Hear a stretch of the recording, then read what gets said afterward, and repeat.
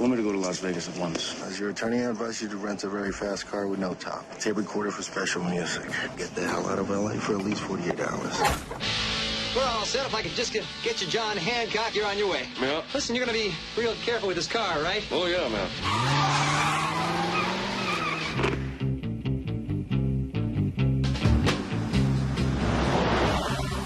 Let's give the boy a lift. We can't stop here. This is backcountry.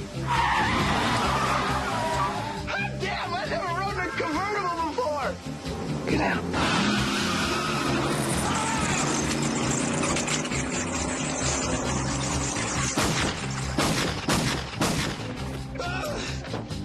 Hey, to the right.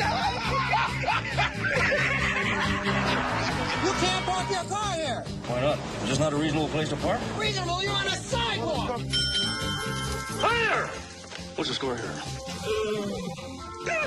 Lucy paints portraits of Barbara Streisand. God bless. Hell, look what you're doing to your car. Someone should stop that. Police, are you people crazy? What are we doing out here on this godforsaken road? The Emperor's over there, man. I've never missed a plane yet.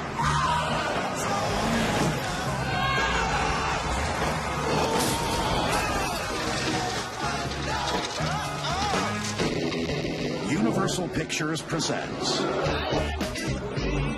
the story that defined a generation. Johnny Depp. Hey! Morning, how are you? Benicio del Toro. Let's get down to brass tacks here, man. How much for the ape? Fear and Loathing in Las Vegas. A Terry Gilliam film. All right, now I've got to go. Some lunch! Radio, man, radio. You don't know what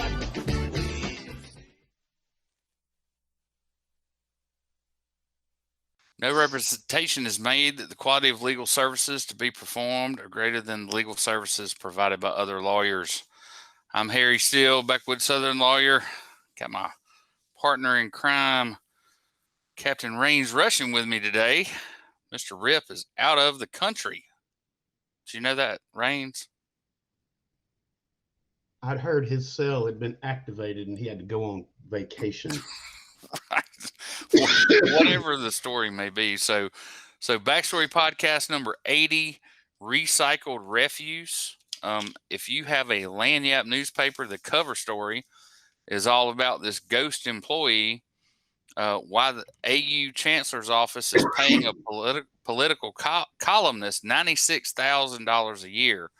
And Rob Hulbert got off his editorial high horse and wrote this himself. I guess he's pretty upset. And it was several pages long, Raines. You know how they usually have a couple pages, maybe? So is Alabama's best-known political columnist being paid $96,000 a year plus benefits by the University of Alabama system to help start a political history center and write a biography of Senator Richard Shelby? Or is his salary simply ensuring that he writes flattering things about the system's chancellor and other officials in his weekly column running newspapers throughout Alabama? Good question. Yeah.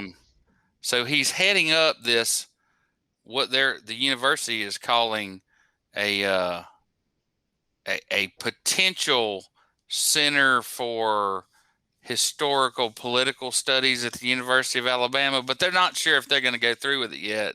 So, Raines, why are they paying this guy? Shelby says he's met with him briefly a couple of times. He didn't know anything about some official biography being written, being paid for by the University of Alabama. I'll tell you why. And I have nothing personal with this guy. I got no axe to grind, but I understand how politics work in the Deep South. They work remarkably similar in places like the Middle East. This guy knows something about something with somebody, and he's a friend of a buddy who knows something about something with somebody.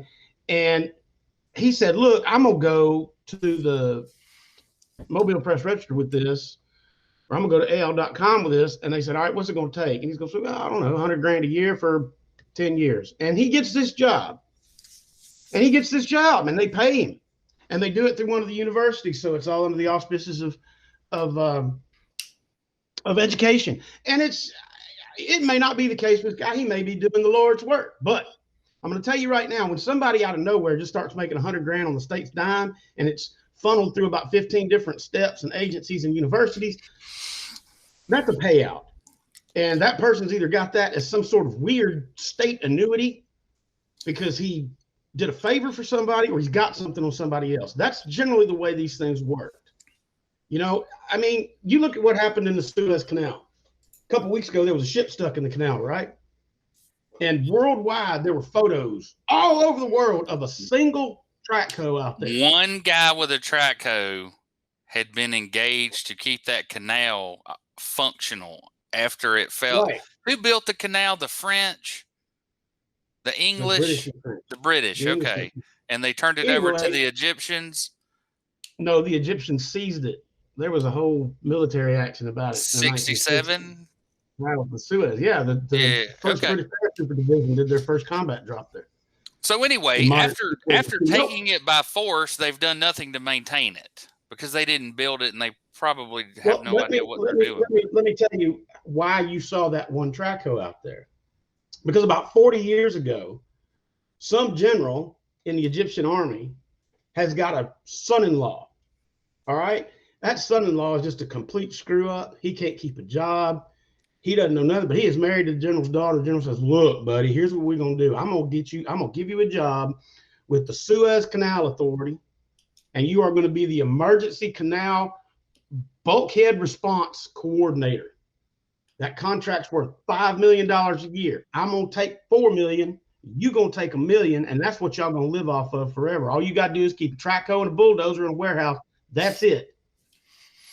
30 years later, there's a ship stuck in the canal, and somebody goes down and gets a clipboard and goes down and says, emergency bulkhead. This is what I'm supposed to call. They ring him up. He lives in Malta. He's like, what? That's my dad's business. What are you talking about? They said, well, you're the person on the list we're supposed to call. And that's why you end up with one backhoe out there trying to dig a container ship out of the Suez Canal, because of the same kind of shit that the University of Alabama Chancellor's Office paying somebody $100,000 a year to do. We don't really know what. Okay, so I got another one for you. My old stomping grounds up in Etowah County.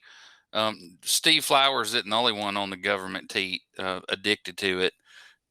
David Hooks is the executive director of the Gadsden, Alabama Industrial Development Authority. Among other things, he he was the investment banker for Jefferson County, Alabama. Oh, one of the largest bankruptcies in United States history.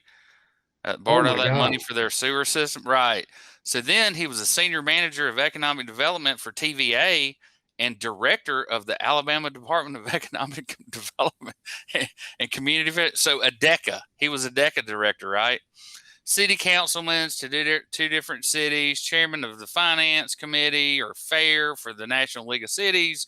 He has a master's degree in public administration with a specialty in municipal finance from the University of Alabama at Birmingham. His undergraduate degree is from the University of Alabama. He's a graduate of the Public Finance Institute at the University of somewhere. Hooks is also a published author. His book, The Wisdom of Solomon's Ancient Teachings for Modern Business, explores the biblical teachings of ethics and business as if he would know it if it hit him in the face. Interesting concept. But I mean, it's you see something like that, you see a story like that, and you're reminded why Boomer Esiason still had a job. You know, Boomer Esiason was a quarterback in the Cincinnati Bengals, and he was terrible. He was so bad. He had one good season, and the rest of the time he was just absolute hot garbage in Cincinnati. And people say, why would you want to hire somebody like that? That's so bad. Well, he ends up as NFL Today. You know, he's a top shot on that senior analyst. It just goes to show that it permeates all the levels in everything. That sort of Dilbert principle. Rob Hulbert killed a whole bunch of trees for this article. So I want to go positive for a minute. This weekend, we happened upon the Mobile Big Band Society's 7th annual, I don't know, they do the presentation in the park. It's a swing So band type there was thing. a band out there playing Benny Goodman and shit, Heck yeah, and I'm gonna play some music from it. I don't have it queued up, but once I do the post production, I'll throw it in here so you guys can see what I'm talking about. So anyway, Mobile, I don't know what the deal was, but they weren't. These guys used to do like brown bag lunch every day in the park over there, and all the trees fell in, and the city wouldn't clean it up. So Lejeune, our mayor here in Daphne, called him up and said, "Man, we got a park, and we'll roll out the carpet." So this is where they play now, and we just happened upon it, and it was great. Weather was perfect. I tweeted to tell everybody to get out if you could, and we stayed there for about 45 minutes until, a little bit of that goes a long way. I enjoy it, but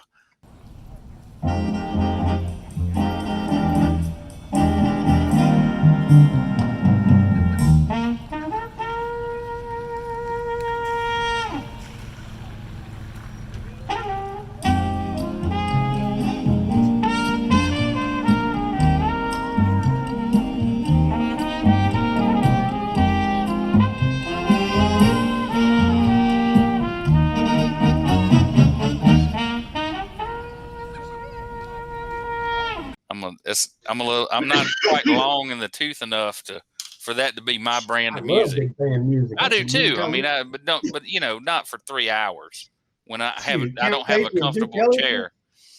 I got probably 5 hours of Duke Ellington music on my computer here. I listen to that for days. Well, it was a good time. So another positive, there's a colleague of mine who I've crossed swords with a few times, Steve Savarese. His father is the retiring Alabama High School Athletics Association executive director. And I can tell you he has done a yeoman's chore. I mean, you haven't heard anything about a bunch of hubbub about high school athletics until this year. And it seems like he has what's a good way to say it, Rains? He's let it play out.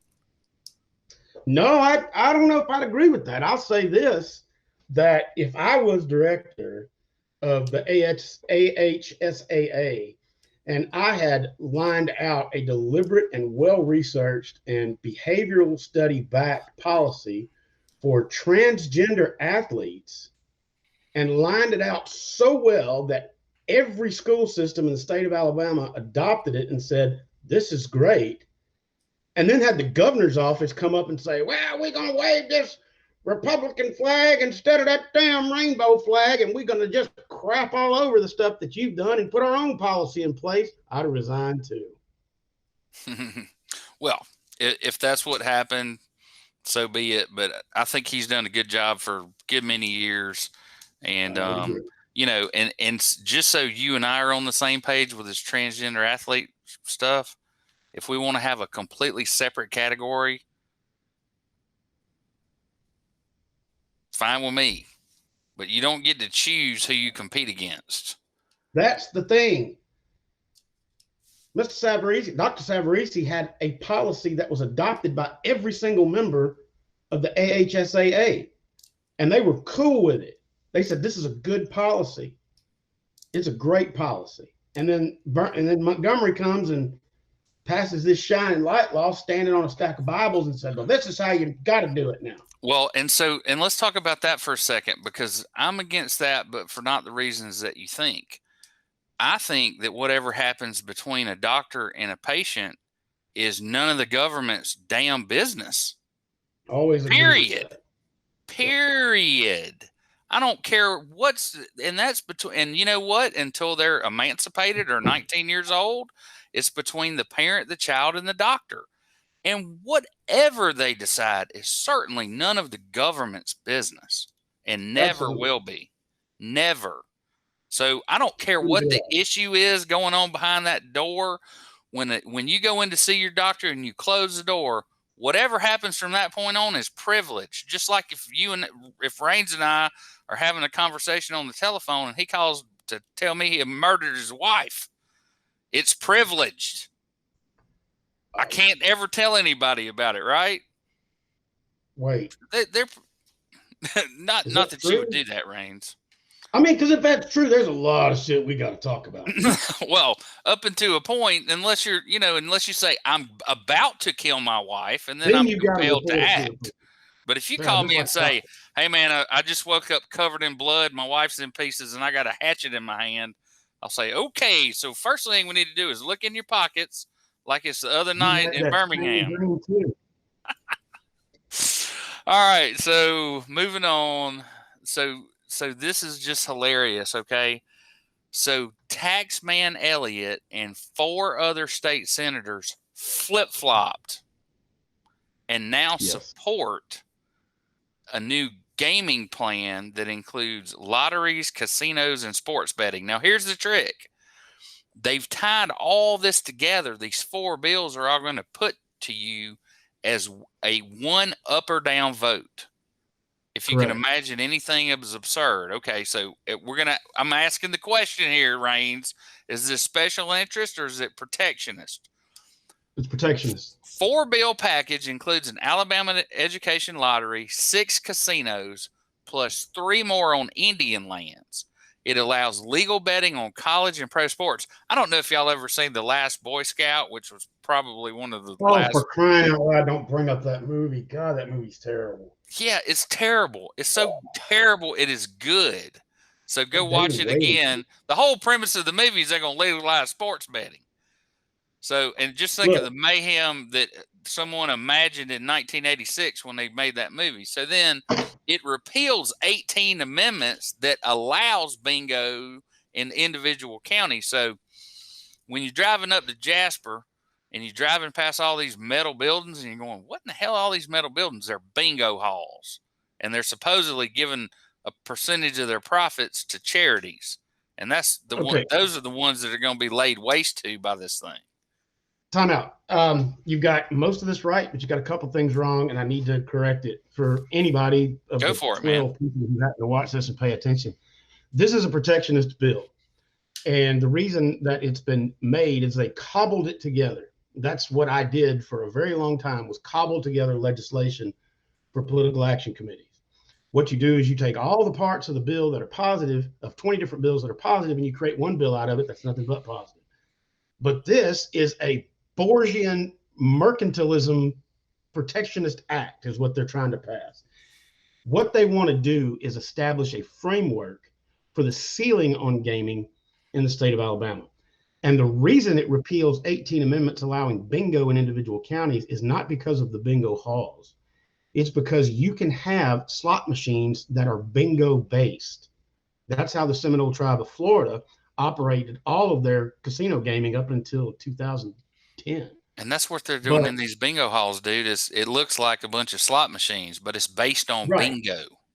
Right. They're bingo based logic. Okay, but there's no state commission to come in and make sure that it's really randomized. Correct. That's why they've gotten rid of the bingo in individual counties. So an individual county can't vote to allow slot machines and gas stations and whatnot based on bingo. This puts a ceiling on gaming development in the state that says we're going to let it go, but we're not going to let it go rampant. Okay, so guess who loses? To regulate this. Now, wait, now hold on. I told y'all about 5 podcasts ago, if they can get it down to a lottery, it'll pass. I think this is the great compromise. This is what they call a hallway debate. And this is going to be passed. Yeah, that's one thing that you call it. This will pass the Alabama Senate without a doubt. Okay. Well, all I can say is Baldwin County is not going to get a casino. Mobile is going to get a casino, and the Indians are going to get to expand their gaming up in Atmore. Baldwin County and the beach, the causeway, we're pwned. So you ought to make a special bingo card. Ironically, you ought to make a special bingo card for that floor debate and watch it, and make squares like opposition. It's going to raise crime. Well, we've already got high crime. Oh, it's going to raise poverty. Well, we've already got high poverty. And see if you can catch you a bingo within the first 30 minutes of the floor debate. No kidding. All right, so when you're done and we're done with you and you're in the can is when you get your Wikipedia page. So Derek Chauvin is on the record as being convicted of the murder of George Floyd in Minneapolis, Minnesota. Thank goodness. And here's the Iceman who sat there. I've never seen anything like it. I mean, I don't know if he was on tranquilizers or what, but damn. He didn't even flinch. Well, he's been in the courtroom enough to know. So then this genius gets on Twitter and says, "This is not justice. I don't want this moment framed as the system working, bringing us all together." Well, I'll speak to that before we start this whole sheriff thing. There's a lot of people out there like she and I who will frame this and say, because you took this slide from a white supremacist, back the blue, put everybody in stormtrooper garb Twitter account, for one thing. Secondly, what she said was, this is not justice for the Black Lives Matter movement. This is not the solution. This is not the end of anything.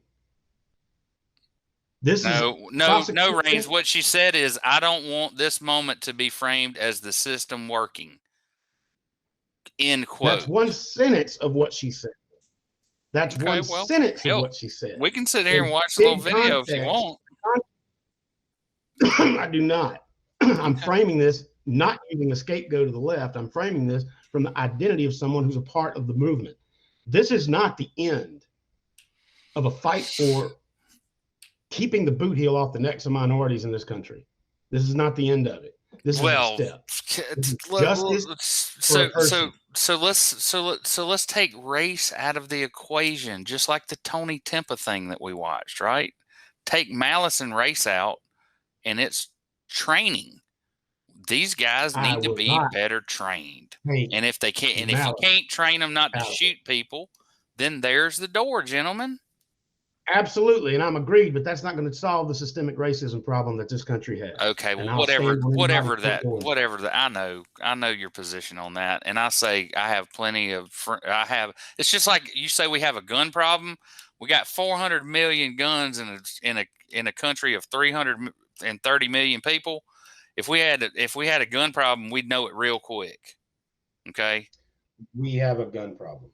All right. Well, I don't think that. I don't believe that's so. So, riddle of the week. Okay. Now that we both have our dander up, I wanted to put another expletive in here. Why would you run for sheriff? And so, why are we even talking about this? Why indeed? Well, because there have been people before who found themselves in situations where they just couldn't live with themselves if they what's the word? Good way to put it. Went along to get along anymore. Yeah, you just they get to a point where you just can't live with it, and you got to act and not just talk about it. Right. So why would somebody run for sheriff that's not a sheriff? That's not in law enforcement. That's not in anything. Well, for one thing, the sheriff's office in every county of every country in this United States is a political position.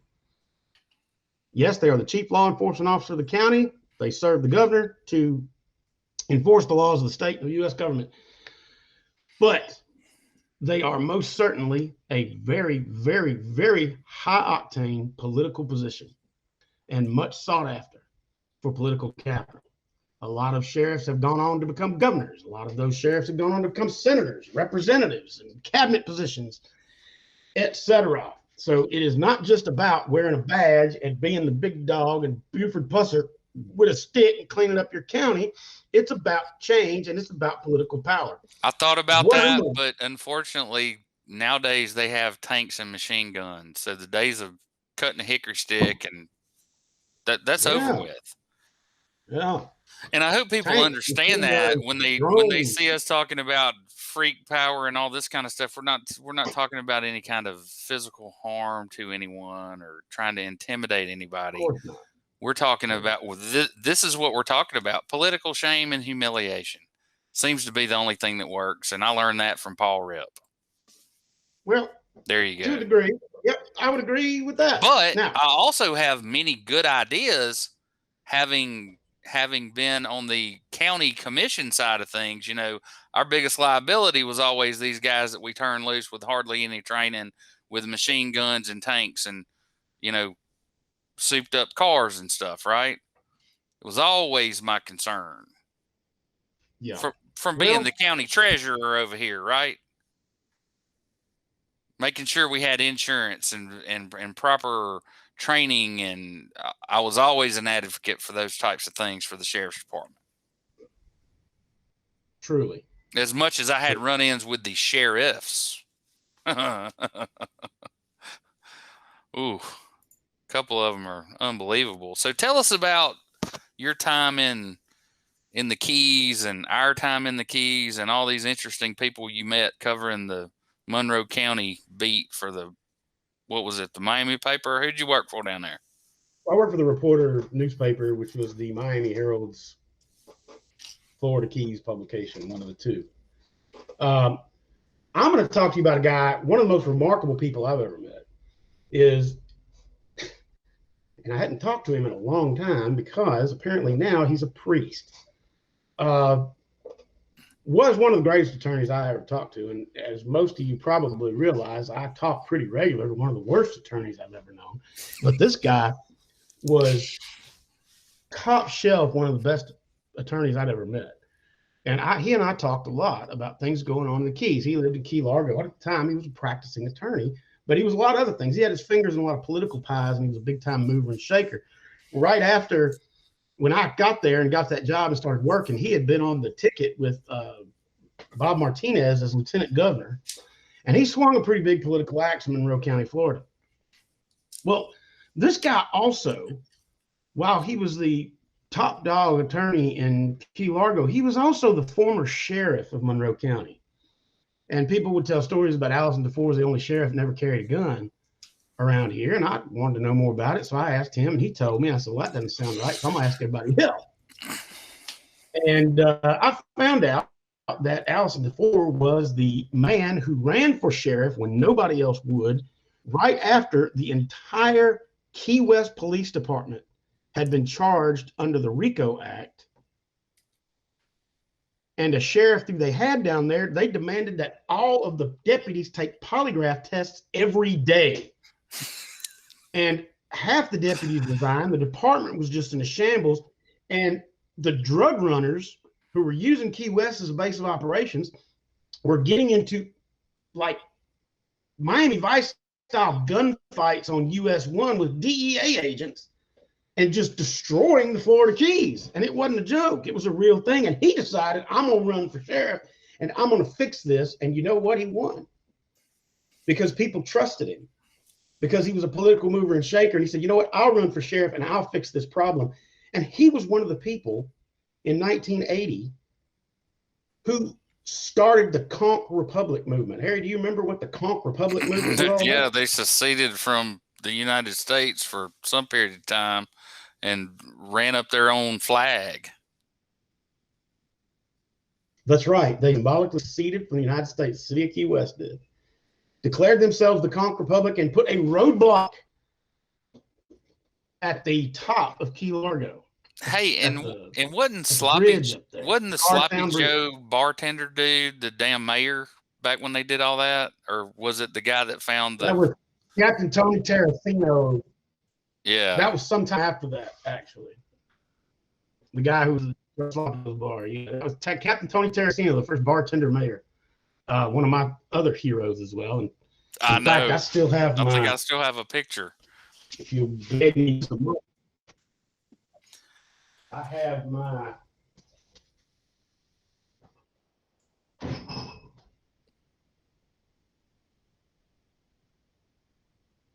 in the Hat Hall of Fame, Captain Tony's Saloon, Key West, Florida. I still have this hat, believe it or not. Nice. And Tony Terracino was the elected that way. Now, anyway, back to Allison DeFore. I'll make this long story short. He brokered a deal. The DEA, the FBI, the ATF, but also with the drug runners. That says if you don't shoot at them, they won't shoot at you. And we'll quit having Colombian-style bloodbaths. And we can drop this violence happening. Yeah, he brokered that deal and was revered as a hero in the Florida Keys. He later went on to become the good God, he ran a couple of companies, and now he's an Episcopal priest in charge of the prison ministry for the state of Florida. He ran. So that's an amazing individual who said, "Look, I'm going to fix something that's wrong."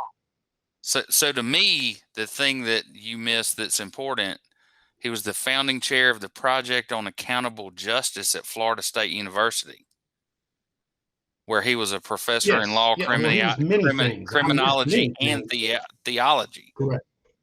Right. So. Correct. Anyway. Correct. An amazing man. He saw corruption in government and said, I'm going to bring some kind of voice to this and be part of the change that I want to see happen. Now, Hunter S. Thompson, similar story? Well, I would say, first, let me give you some. Rolling Stone. Let me give you a little quick background. Hunter S. Thompson is, in my eyes, the greatest political journalist ever to walk the face of the earth and my personal hero. If you'll note that, Harry, if you put up that slide of the Hunter S. Thompson for sheriff. Yeah, give me one second. You'll notice there's a fist in the middle of it. All right. And that fist is the gonzo symbol. Hunter S. Thompson invented the gonzo journalism. If you want to know what that is, look it up. I've lived and died by it, where you're part of the story. That is actually a peyote button and two thumbs of a fist. And that's the symbol for gonzo, incidentally, which I have tattooed on my arm right here. Well, how appropriate. So I am an ardent fan of Hunter S. Thompson. I've read everything he's ever written and just about everything that's ever been written about him. Hunter S. Thompson lived in Aspen, Colorado. He died by suicide in 2005, but he had lived there since 1966. You may know Hunter S. Thompson as the author of the book Fear and Loathing in Las Vegas, a masterpiece of film made for the screen starring Johnny Depp and Benicio del Toro. And he wrote that book, but he wrote a book before that called The Hells Angels. And it was the most complete treatment on the Hells Angels biker gang in the 1960s and 70s that anybody's ever written. On his first check from that, he bought a ranch up there in Aspen, Colorado, and he lived in Pitkin County. And he saw Aspen going down the tubes. It was corrupt. The developers had taken over. He saw it turning into, instead of this mountain paradise, no. It was turning into this cesspool. And he said, you know what? I'm going to run for sheriff. And he did it. I mean, he literally just got high one day and said, I'm going to run for sheriff. And all of his buddies said, all right, let's do it.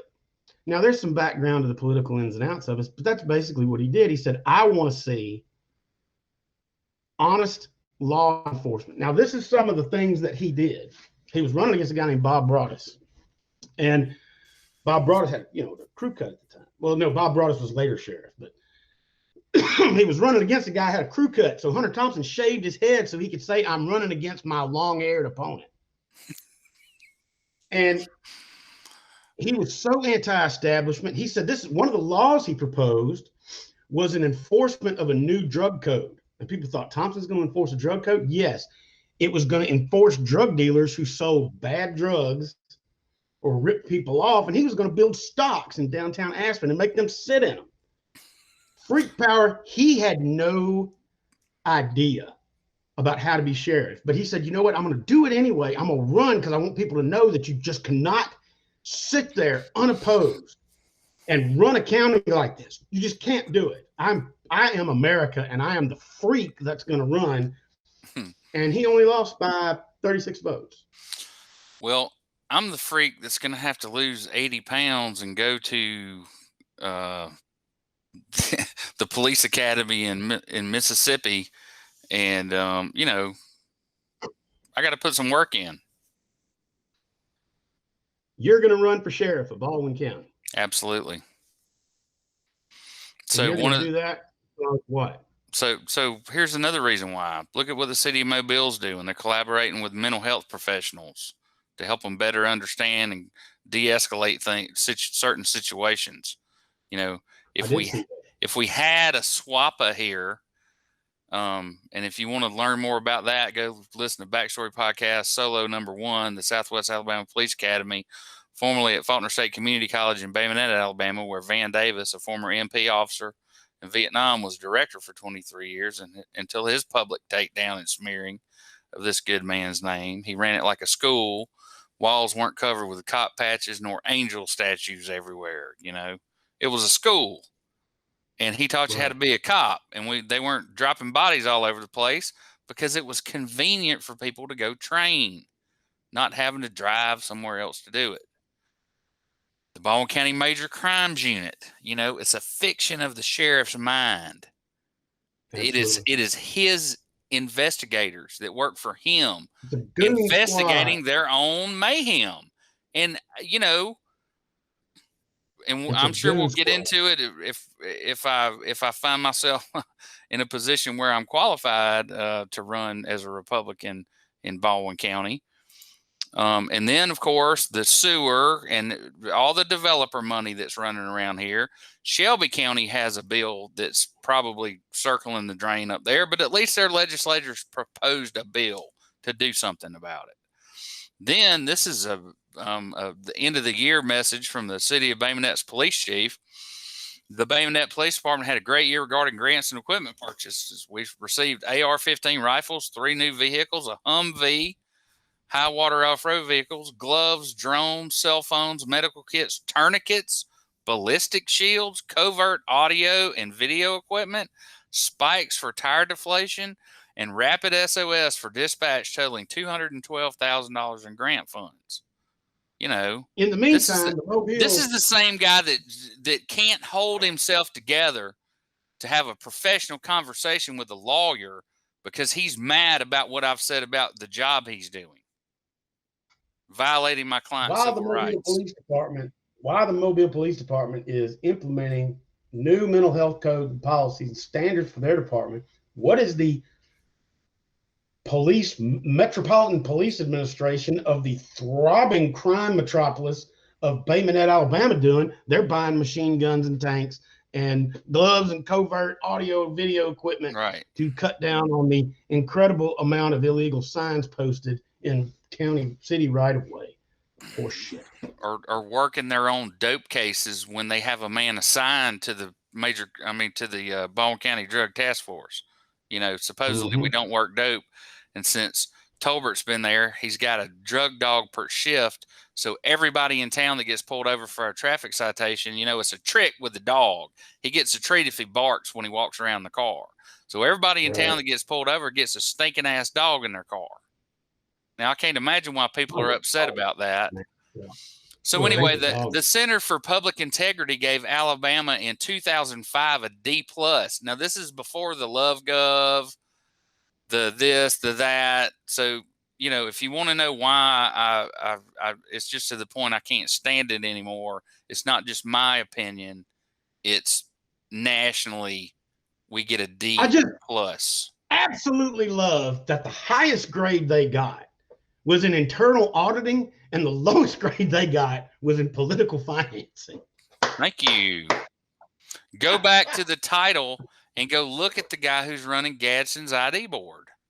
Their internal auditing, B+. Lobbying disclosure, barely passed with a D. It was a 71. Okay, so how about this? Unconfirmed reports say that this guy he's a Mobile police officer, comes upon a couple having sex, and directs them for his amusement in further sex acts.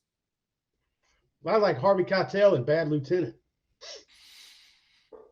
That's a great movie. Okay, so another bombshell this week. And so, Raines, when we roll around to the 2022 election, how many millions of dollars do you think the county commission is going to have paid out for all this officer-involved mayhem. You see More than right they can here, afford. day before yesterday, a federal judge in Mobile declared that qualified immunity is denied in the Jonathan Victor case. So it wasn't a simple mistake that you didn't know the guy didn't have a gun. He didn't have a gun. Nobody ever saw a gun. And like Gabe Tynes asked in the first article he wrote about this, who decided Jonathan Victor was dangerous? Yep. And, you know, they ought to implement a bullet tax in Baldwin County and tax like, I don't know, $2 or $3 per bullet sold in local stores to finance all of the payouts that the sheriff's department have to make after, you know, this lawsuit's handled in the Jonathan Victor case, and another one that we'll address in the future regarding a mentally ill guy who had about, I don't know, 400 rounds of those bullets fired into his house trailer. 140 something according to their official count. And I don't know right. what you. And they tore it apart with the tank and everything else. Don't worry about that. We're going to get to that a little bit later. Oh, and by the way, the crime scene was destroyed 3 days later. Naturally. So this, this is the law. So you recall Tripp Pittman got this no bid contract when he was administrator of the emergency funds for the BP oil spill. Right. So anyway, I'm not saying it's a quid pro quo, but instead of being investigated by the sheriff and indicted and all this, instead he turns around and floats this new requirement for someone to qualify to run for sheriff. After May 13th, 2013, any person qualifying for election to the office of sheriff in Baldwin County, or any person appointed to serve as sheriff, shall meet the following minimum requirements in addition to any other qualifications required by law. The person must be a U.S. citizen, have had a residency in the county for at least a year prior to the qualification deadline. The person has qualified as an elector pursuant to the state and federal law, and the person has been registered to vote in the county for at least 1 year immediately prior to qualifying. The person has been awarded a high school diploma or GED. Got a couple of those. I'm at least 25 years or older. The person has 3 or more years of prior service as a law enforcement officer. The person has never been convicted of a felony. Upon election, the sheriff of the county shall attend annually a minimum of 12 hours of executive level continuing education approved by the Alabama Sheriff's Association or the National Sheriff's Association. Certification of annual continuing education will be filed with the judge of probate of the county by December 31st. This section shall not affect a supernumerary sheriff. So I'm going to go to the academy and get qualified. I'm then going to take any tests that are necessary. I've already written Mr. Benefield to make sure we don't have any last minute uh-ohs about reciprocation from Mississippi. And then I'm going to lay it on them that, you know, I've been an officer of the court for 12 years practicing law and criminal law. I don't know what law enforcement officer is supposed to mean, but weren't you also a code enforcement officer of some sort? Well, yeah. So my buddy, that's my friend. Yes, ultimately it was he was the sworn officer with arrest power, but I supervised him. So I don't know if they want to split that hair, but I'm trying not to be a bitch about it, and I'm going about it the right way and trying to meet the requirements. And the funny thing to me is 5 of my grandfathers have been sheriff here. Only 2 of them had law degrees, and the other 66 counties in the state, there's no requirement. It's that you're 25, not have a felony, and have a damn heartbeat. Well, you've definitely got a egregious heartbeat and a very big heart. Not just enlarged, not just enlarged by lipids and cholesterol, but a big heart. You know, you're a good guy and you want to help people, and I'd back you for sheriff. In fact, Russian Interference LLC would offer its services to you for pay, but we'll split that hair later. Yeah. So then there's the same old reason, and don't get me wrong, I was changing the tires on the General Lee for the good old boys less than 6 years ago. So you remember the facial recognition tech that I found at the front door of the courthouse? as soon as I filed a FOIA about it, it all disappeared. Naturally. All right. So I want to get into coal ash. I want to change gears a little bit. And so you remember we talked last time about the high water and how all the locks are open and all the hydroelectric dams are, all the lakes in North Alabama are flooded. Yeah. So ADM held this public hearing that hardly meets. No, you got to understand, man. I was like the county manager and the county clerk for a couple counties for like 7 years, right? So when we had an ordinance or something that had to pass, we had to have public hearings, and the public had to be able to address the board and all these different requirements. So I understand what's meant by a public hearing. This thing that Paul Ripp and I went to was not a public hearing. It was a public information collecting point, maybe, because I wrote out about 5 different pieces of paper. So, this is how it looks now. This is where they're over here working diligently to cap this thing in place, okay? Yeah. So this is a diagram of what's typical at a coal ash plant, right? Okay. So just imagine, instead of this being a cutaway of groundwater, imagine you have water, like high water coming up, right? So all those lakes, they all empty into the bay, Mobile Bay. And we've been treating it like a damn sewer for 150 years. I don't know if you can see this image from the 1970s over on the right. I mean, it's just we've done nothing but pollute it and put all these industries and heavy industries up here on this side of the Delta and up in Clark County where Berry Steam Plant is.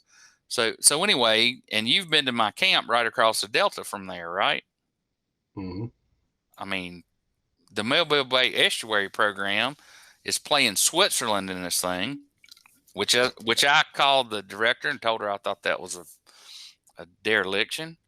And so guess who so remember how I was so excited when all this COVID thing came out, because I had called the Red Cross and they wanted me to be the government liaison officer for Baldwin County.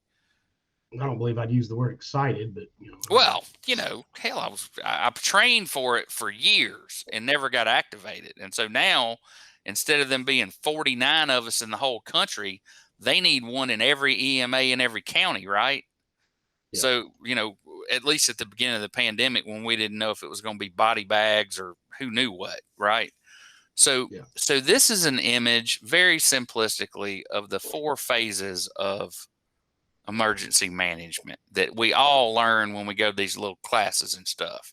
Not just how the EMA functions and everybody's role and everybody's got a hat on and shit. It's like you're in a command center, which is exactly how they all function. So it's like being on a Dolphin helicopter. Doesn't matter if you're the pilot. Everybody in a Coast Guard helicopter can do that job regardless of who's in there. Right. Redundancy. It's not cross training, but what I'm saying is it's not the crew.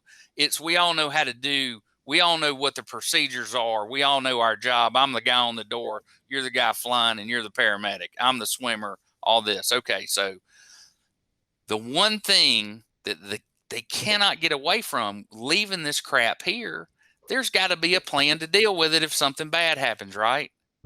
Right. Okay, so who do you think is the head of the state EMA? Emergency.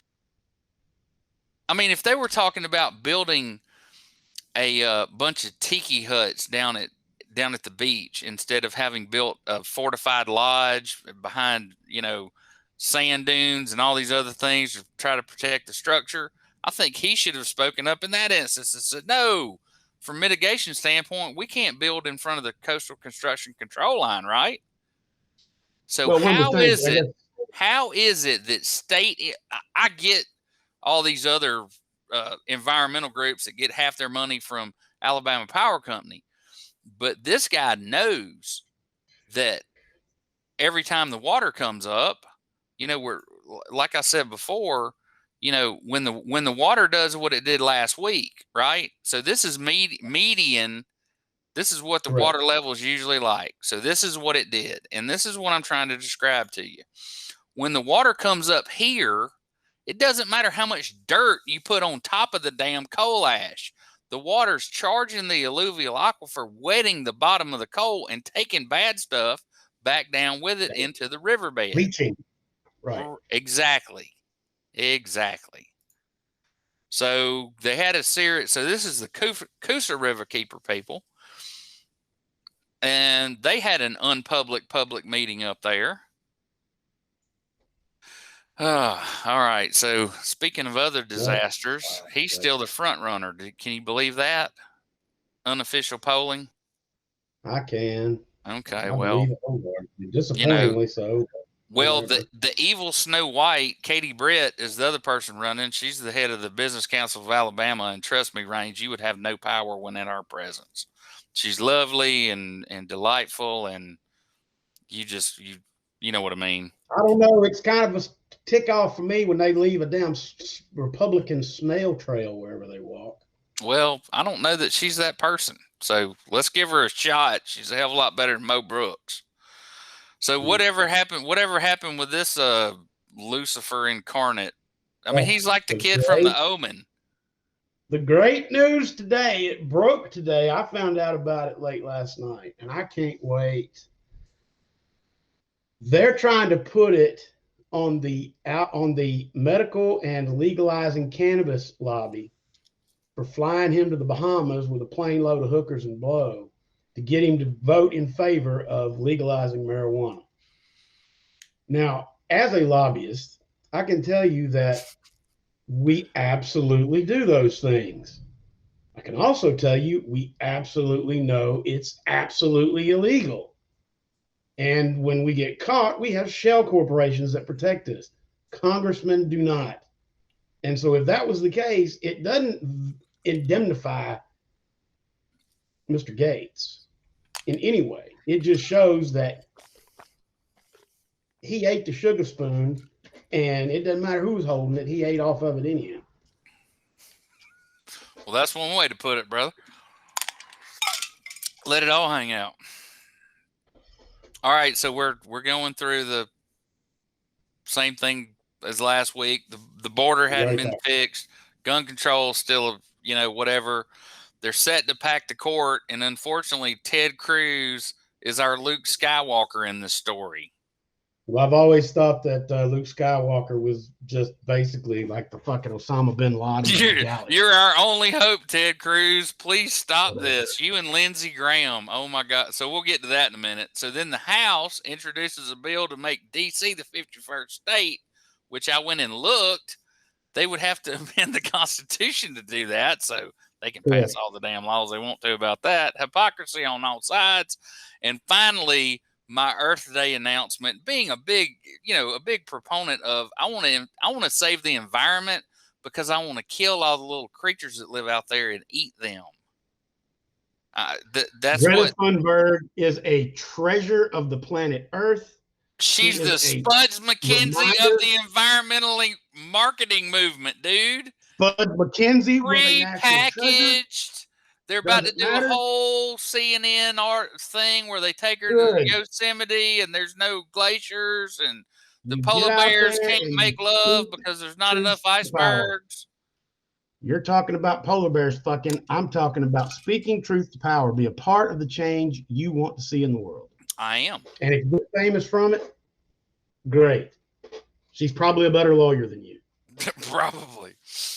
No doubt. All right, so we kicked that around pretty good. There's still talk of trying to do away with the filibuster and changing the rules. Hey, you know what? Now, there are very few things that would get me and Reigns up to the damn Capitol holding a sign. That's one of them. Not storm the damn building or anything, but go up there and get up to the Capitol holding the same sign. Right. We're not down with, we're not happy with the people that are in the system, or at least my perspective.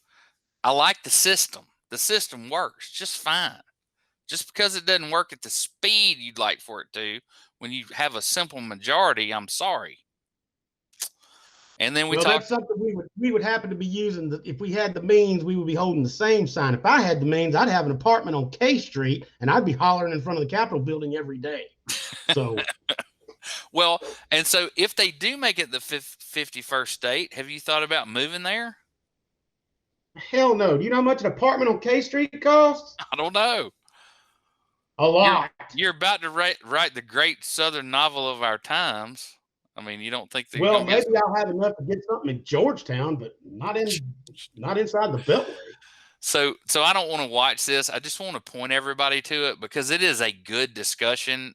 Unfortunately, it's coming out of these two sock puppets' mouths, Cruz and Graham. Manhattan will no longer prosecute prostitution. Thank God. KIV announces those 16 and under. So I'm basically saying COVID's over with, dude, right? So last week. That's the thing.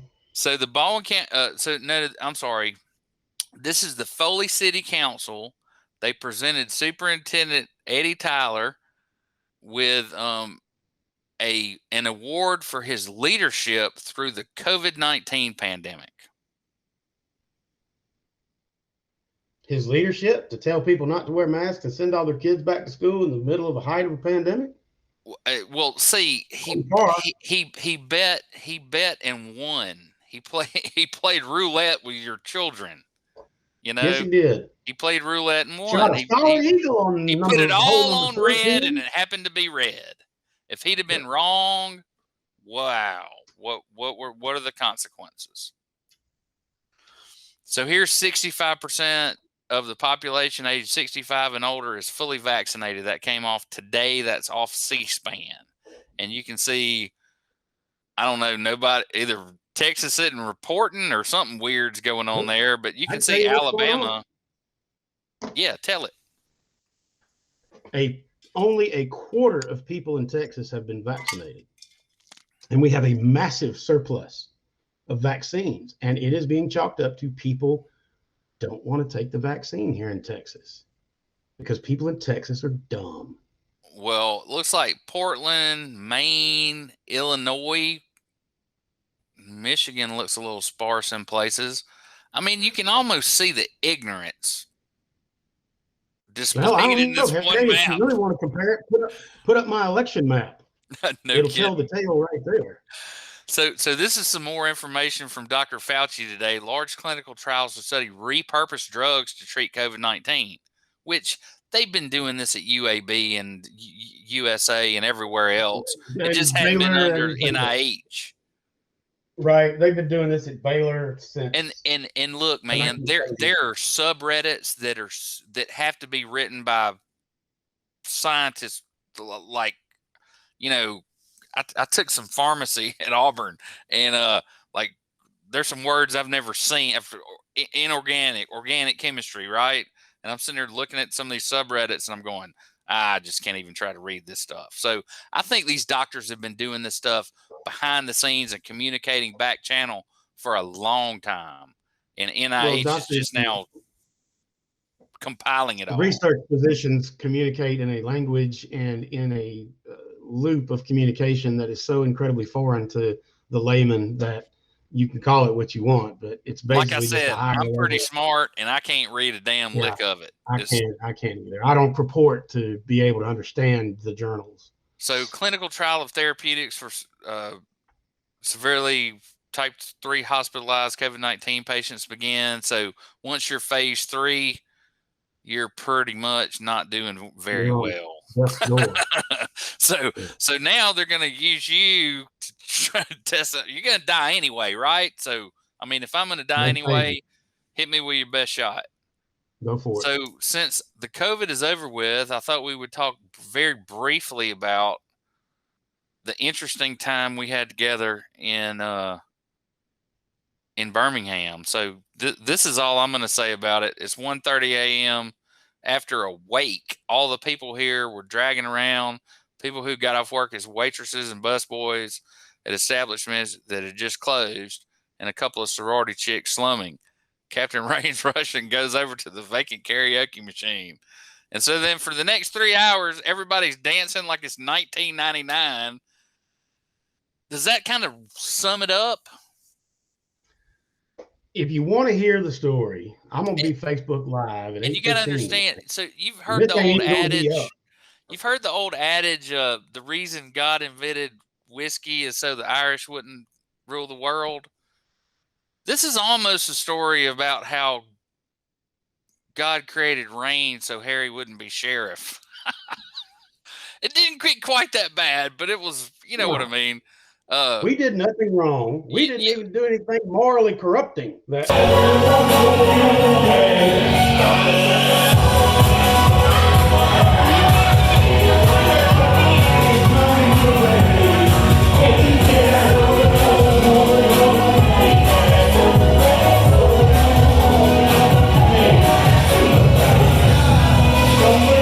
We just enjoyed ourselves. True. We had a well-mannered frivolities. Yeah. Right. So anyway, I had a good time, and we'll talk about that. You can talk about that on your fiasco tonight. So 31.9 million infected in the U.S. with 570,000 deaths. Flip thing.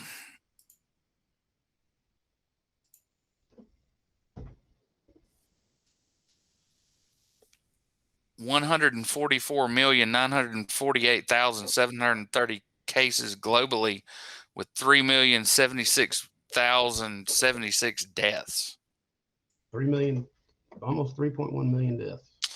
And here's where you can go find where you can get your vaccine.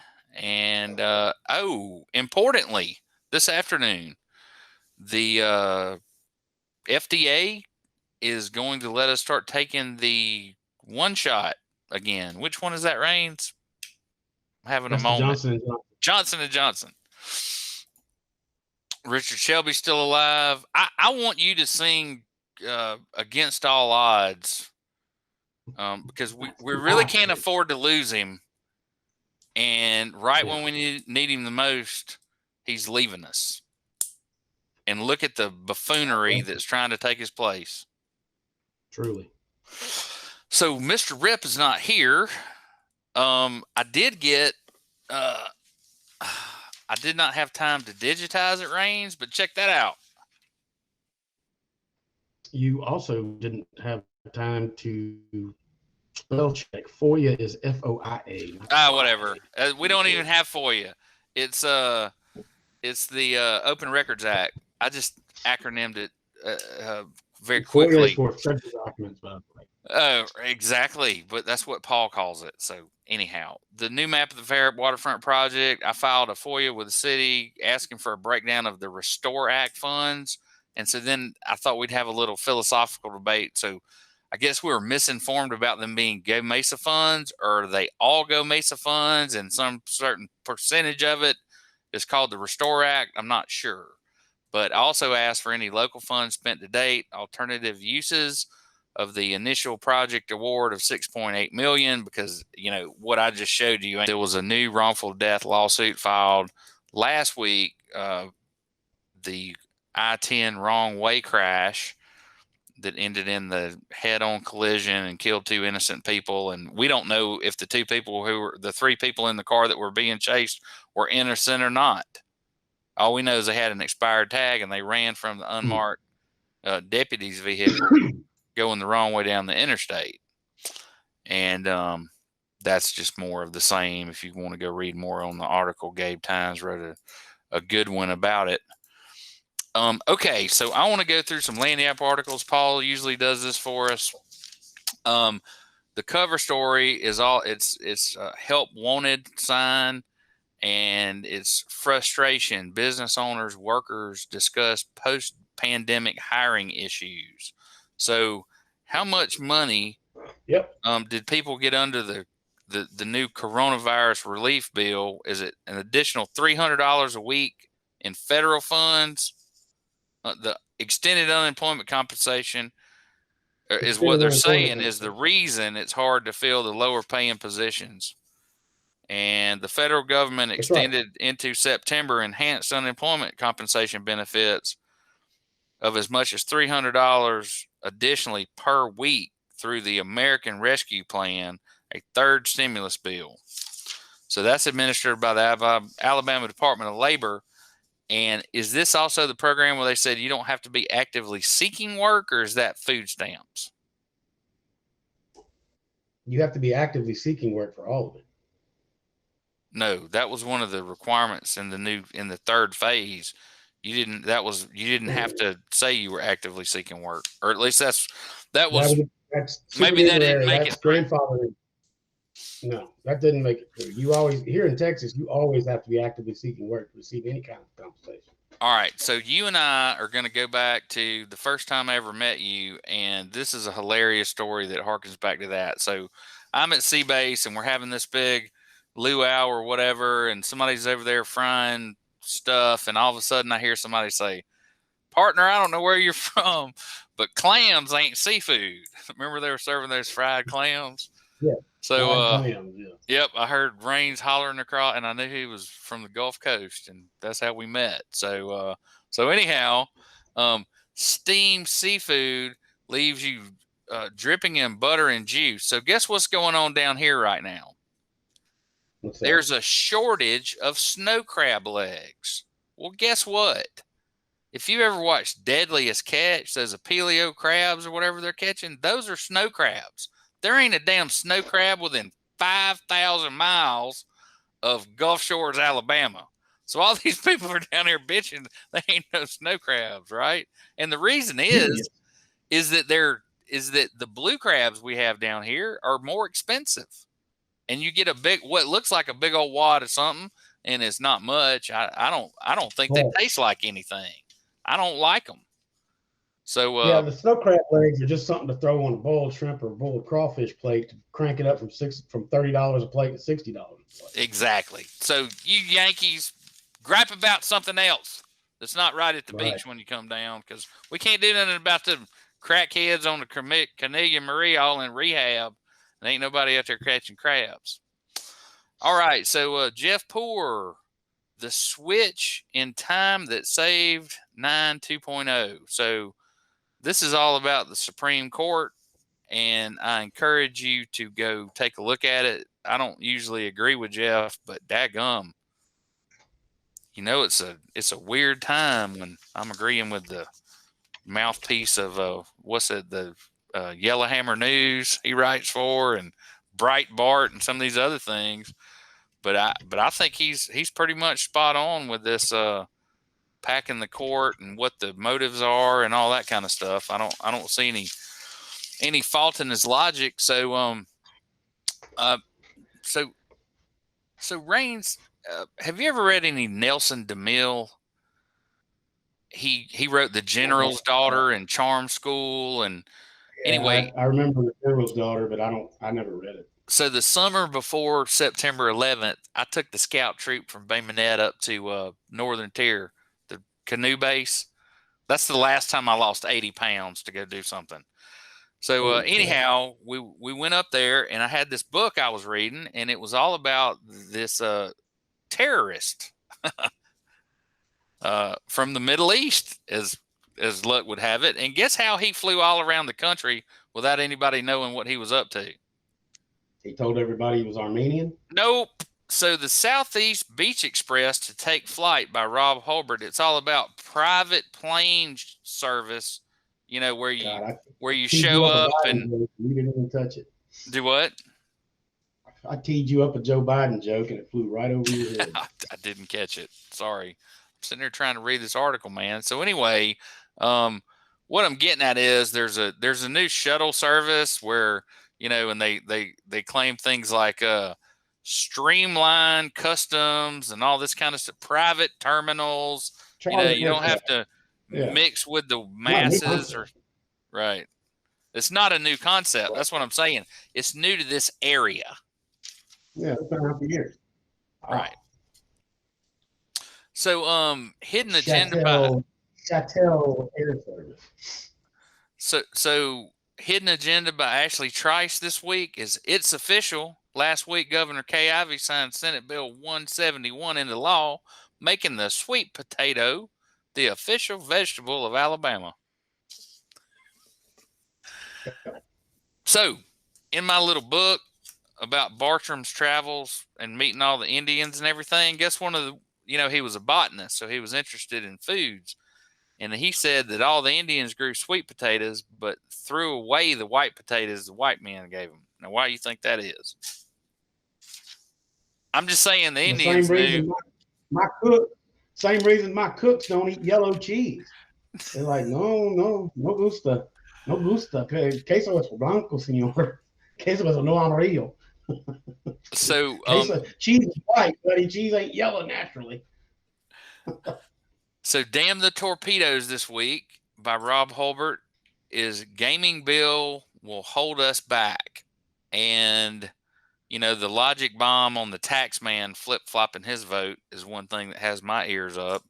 And Rob's quote that I like was, why do I say special interests have helped shaping this legislation? The first sign is the amendments make no logical sense. If any of us were to craft legislation to legalize gaming in Alabama, why in the world would we limit the state to just 6 casinos? And that's the crux of it. Beautiful. He nailed it. Exactly. Please explain the logic in any of this. So there's a final vote pending. The full state house could soon decide the fate of medical marijuana bill. Senate Bill 42 would legalize cannabis for medical use to treat a number of ailments. It passed the Alabama Senate for the third time earlier in the session. The bill has passed the upper chamber, but stalled in the House the two previous years. The fate could change this session as lawmakers await a change to vote on the legislation. The bill's House sponsor, Representative Mike Ball, and he is from he's a Republican from Madison County, from Huntsville. And he said the decision to bring it to a vote lies in the hand of the GOP House Speaker, Mac McCutcheon. I don't think he'll, basically saying he thinks they'll let him come to a vote. So at least something's happening on that. Of course, they cut out. They cut out a bunch of the diseases. You can't get it for sleep deprivation or insomnia or tachycardia. Or they amended it to where you can't get it for a lot of other things. But I'm going to tell you right now, just like one of my other favorite people, Tom Segura, talks about, if you go see a doctor who the only reason they're a doctor is because they put DR in front of their name on a business card and say, I need a medical marijuana card, they're going to give it to you. Well, I don't know what the solution is, but it's certainly not this. 2 steps forward by Gabe Tynes. Federal density guidelines may affect local funding.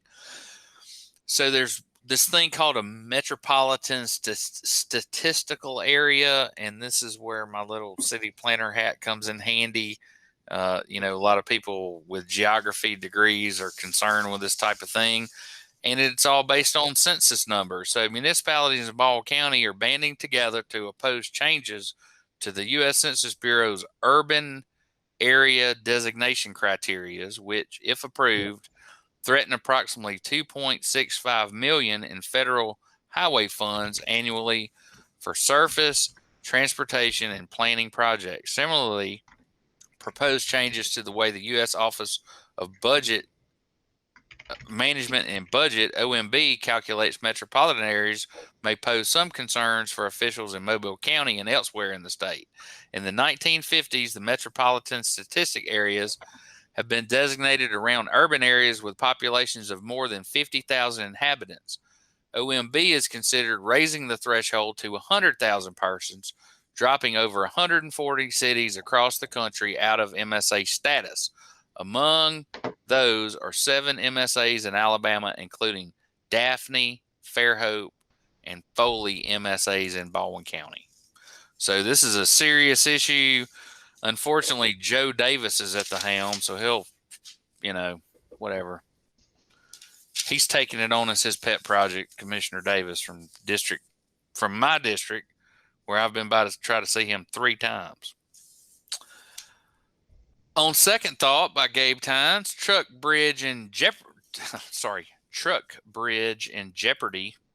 And if you'll recall, there was a meeting that Paul and I went to where they announced the new bridge, a limited toll bridge over the Mobile River. And now they went back, the Eastern Shore Metropolitan Planning Organization, ESMPO, the same group that effectively killed the $2.1 billion Mobile River Bridge and Bayway project in August 2019, may be looking to revive it during a work session. Now, remember, this is the great negotiator, Jack Burrell, the city council president and best friend of Ronan McSherry, who has now said in this work session that the panel discussion the inadequacies of the new bridge plan for a $725 million truck-only bridge, arguing it's a phasing approach and may create more problems than it alleviates. So now they're saying, well, hell, maybe the $2.1 billion project was the best plan in the first place. Can you believe it? Why not? I can. What the hell? All right, so there's another. There was a letter to the editor, and it was submitted by Don Epley, and he says he's an economist. And anyway, he sent this cool little graph in that shows the gross domestic product of the Mobile area, and you can see how that little graph drops off to nothing in 2020 because of COVID-19. One more feel-good story. The Gulf State Park has partially opened again. The Gulf State Park Pier. So if you want to go fishing, you pay a little fee and go down there and enjoy your state park. It is your pier, and you should go enjoy it at your leisure.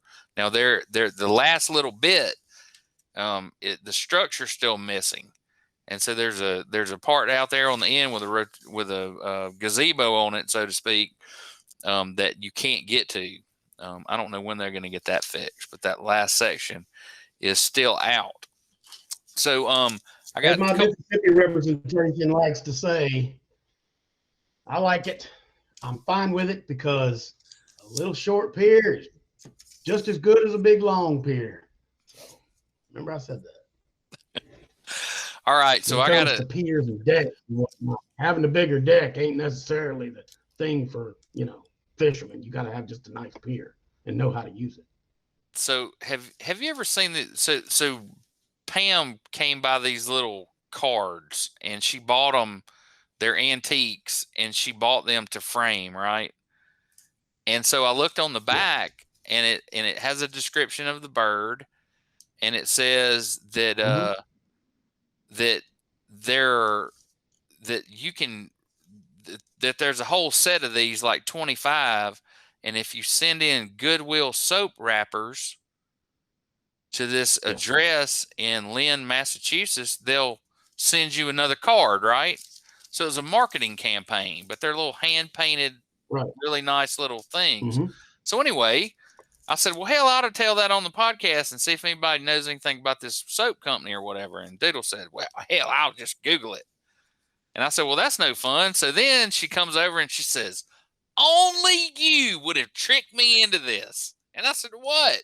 And she says, so the first article that comes up is about this guy named George Marsh, the president of the Goodwill Soap Company, who's found murdered on the side of the road in 1912.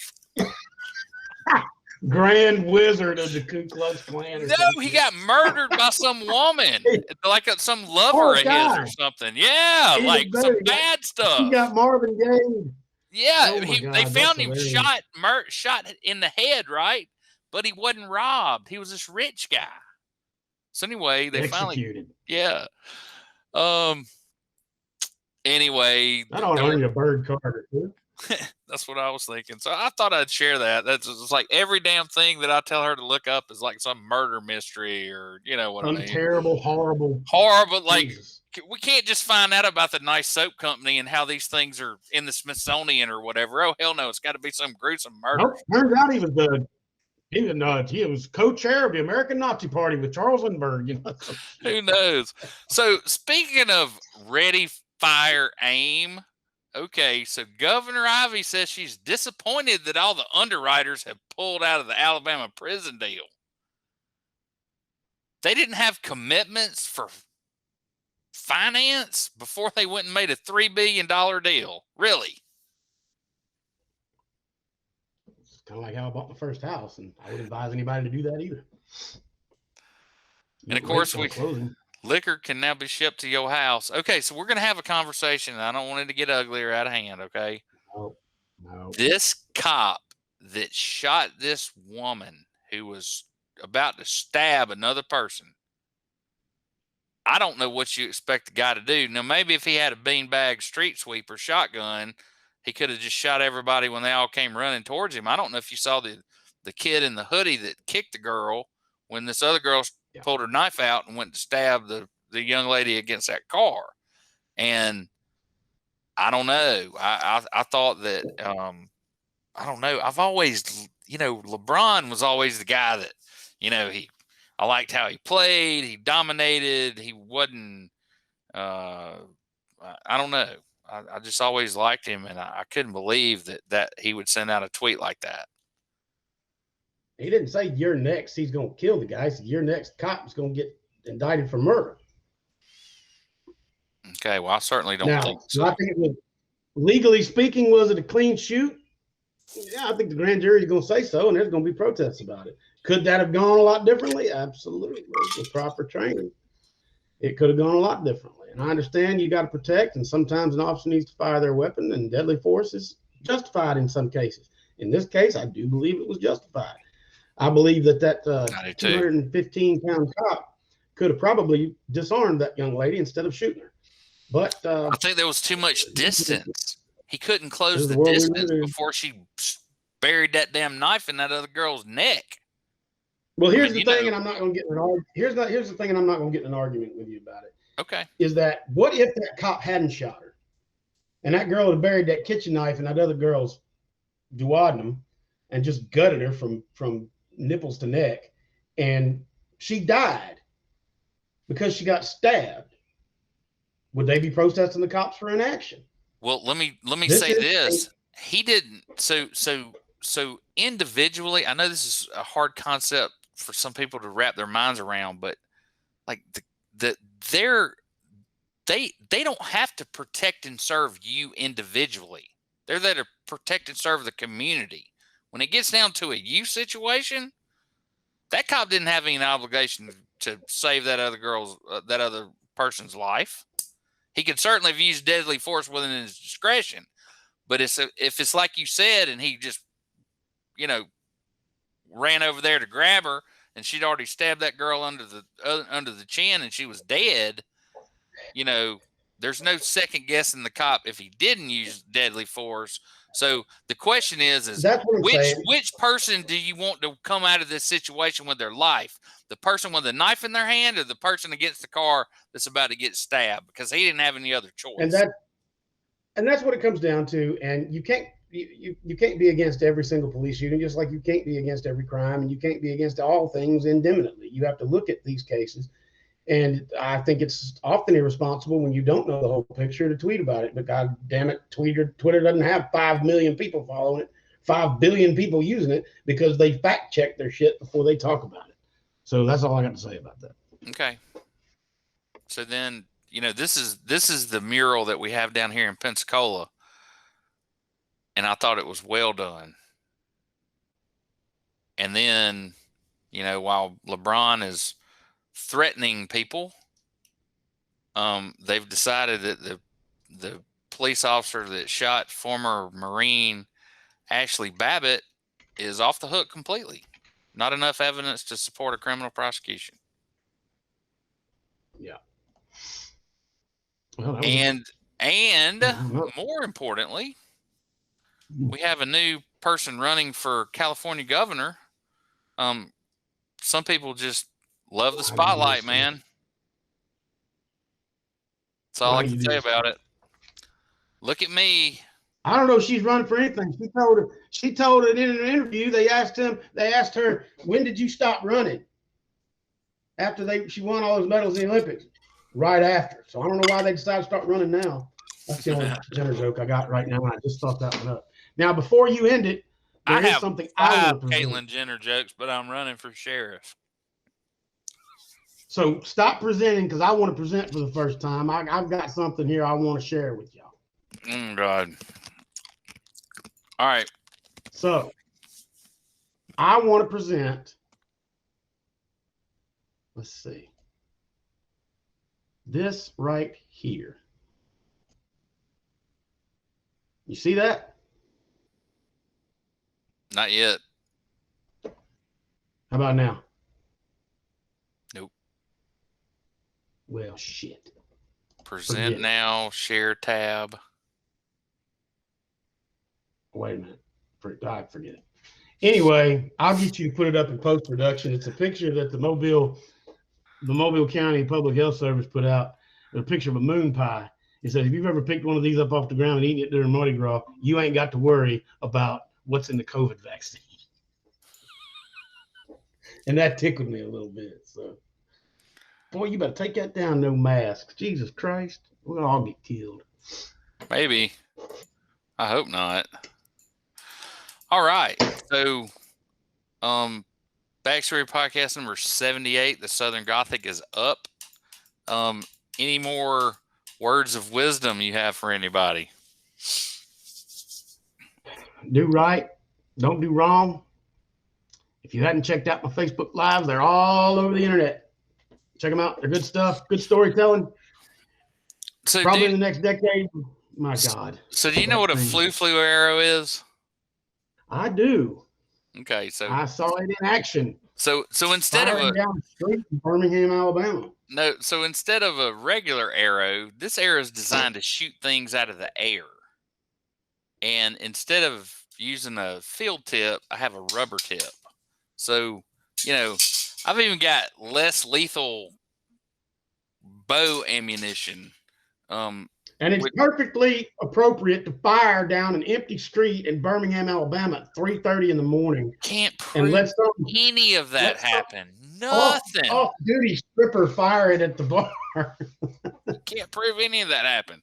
Anyway, the like lady I said, going into the third shift at the Waffle House. So the flu arrow, miniaturized, has all kind of conceptual uses for non-lethal, and this is like for shooting guineas and stuff, like small game. You just want to knock it out. You don't want to put a hole in it. It's not big enough. You burn half the meat. I challenge you as sheriff to be the first archer sheriff in the history of this nation, and that you actually carry, Sherry of Nottingham style, a quiver of arrows instead of a gun. So anyway, I've got several non-lethal concepts, but it all goes back to this, man. I mean, it's got a cover on it, but nightstick, tomahawk, whatever you're going to have in your hand, so long as it doesn't feel anything like a firearm. You know what I mean? I mean, we all saw last week that lady pulled her sidearm and said taser, taser, taser, and shot and killed that 19-year-old. Yes. Dang. Well, what if you had something non-lethal that didn't feel like a gun in your hand? What if you deployed it in some other way? And what if you just trained like Mossad? Now I know this is a little out there, but this is how I train. I don't carry one in the tube. When I pull my weapon, I rack one in the slide, and then I put my hand in. Anyway, it's muscle memory. If you learn, and so then if somebody gets your gun, I don't, unless they're a career criminal or somebody that's toting all the time. That's not how the Mossad trains, Harry. That's how the IDF trains. Well, the guy that taught me was Mossad. Don't say it's IDF, whatever. I forgot you're a expert on all things Middle Eastern. All right, man. Well, I'm going to go read more about Alison Dufour, And who was the other sheriff I'm supposed to read up on? The Rolling Stone, the Fear and Loathing guy. I'm gonna go do my homework and watch Fear and Loathing. And so, isn't that what you said? Like that's what you learned. That's why you like hanging out with me. I always take One of your the lawyer greatest things with Hunter you. S. Thompson ever taught me is if you're going to go somewhere and be wild, bring your attorney with you. Oh man! All right. Well, I'll get this up post production. Appreciate your time, dude. Tell everybody I said hello. Later.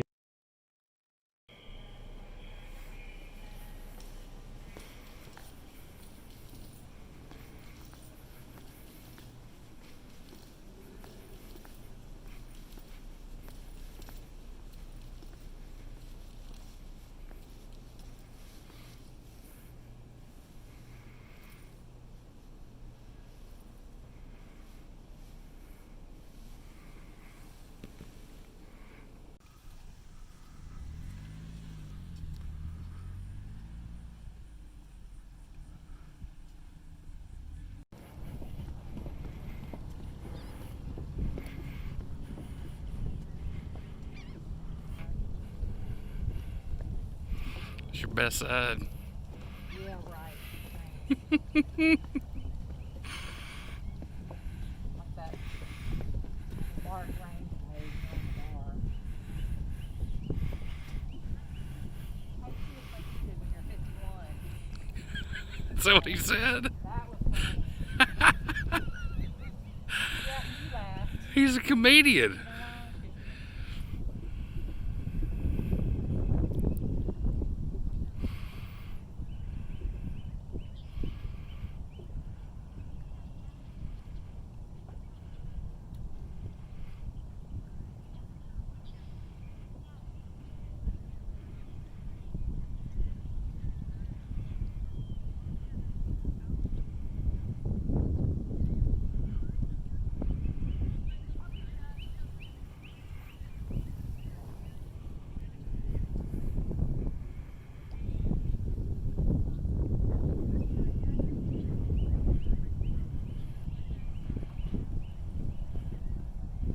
So Rains got out of here before I got to explain the 3 L's that were up here during the podcast. So the first L, Doodle gave to Rains. Now, L is for loser, things that loser men say. So Rains is a loser because he used the word side piece. I'm a loser because I use a metric rating system for women. I mean, it just cuts down on having to do a whole lot of describing. And then Paul is a loser because he used the word strange when describing our Secretary of State's girlfriend. So anyway, I had to throw that in there. I appreciate y'all bearing with me.